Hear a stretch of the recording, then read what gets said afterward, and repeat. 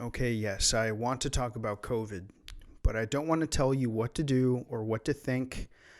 I just want to zoom all the way out. I want to chat with you about how we're doing as a society when it comes to thinking and communicating and debating about this awful sickness. I don't think we're doing so hot. I think that if we don't peel back the layers and analyze our differences at the worldview level, we're just going to continue barking at each other, hating each other, and we're not going to make any progress. So, one problem I'm seeing in our current civil life is the misuse of science. I think it's been pretty obvious.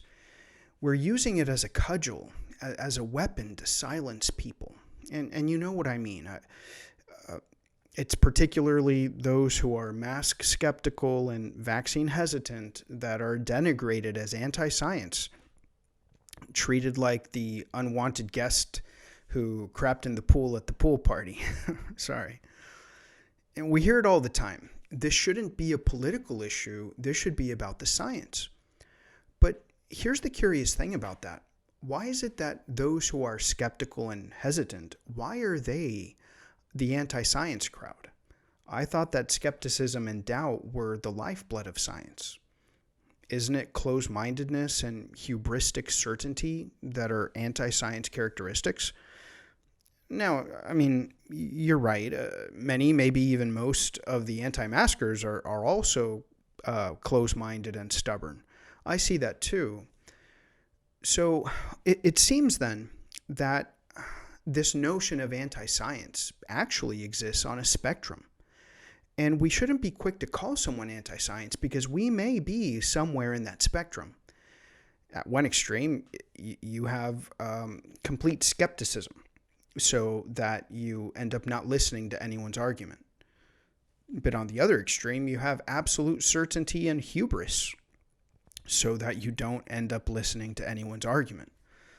Obviously, science lives somewhere in the middle, maybe even off center a little bit towards a healthy skepticism. Am I wrong?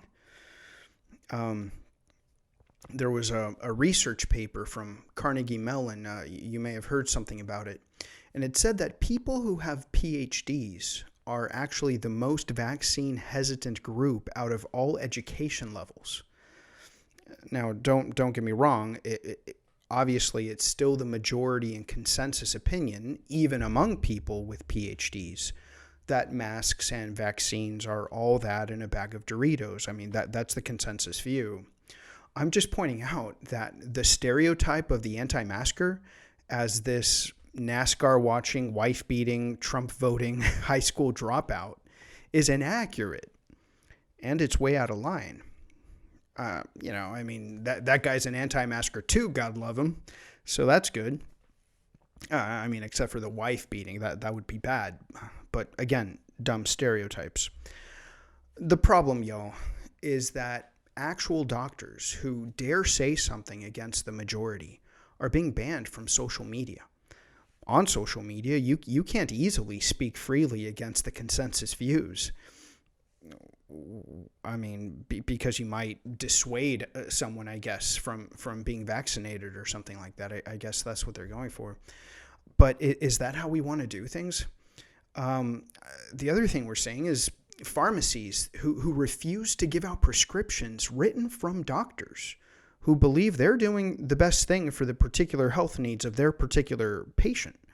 And I'm talking about preventative and therapeutic treatments that some doctors think are worth it for their patients.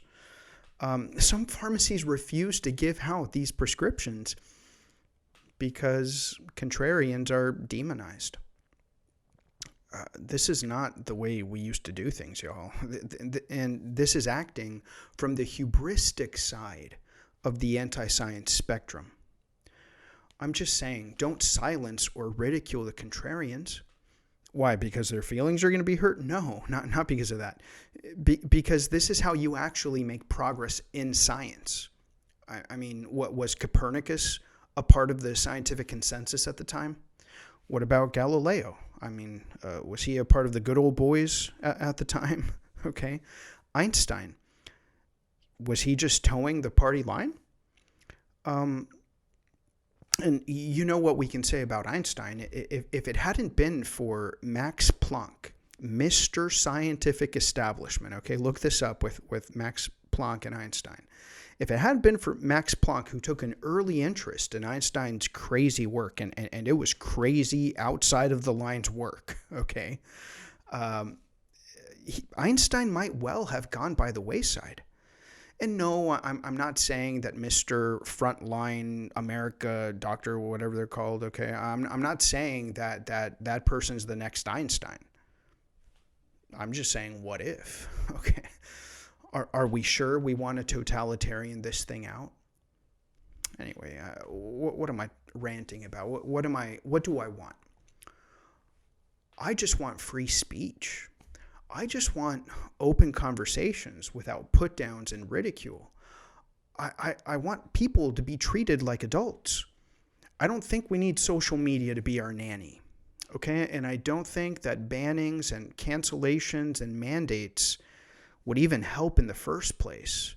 But I do know that that's taking a huge blow, and it is taking a huge blow to the foundations of our civilization. The truth is, our civil society is sick right now, and not just with COVID. We could actually do with a healthy dose of proper science, the kind that encourages questions and debate and always has a seat at the table for the contrarian of goodwill. Well, guys, we have more coming up on this subject. We also have our top 5 TV shows. We've got something we hate, something we like. I'm Jim Haran. My brother Sal is here with me. We're the Worldview Bros.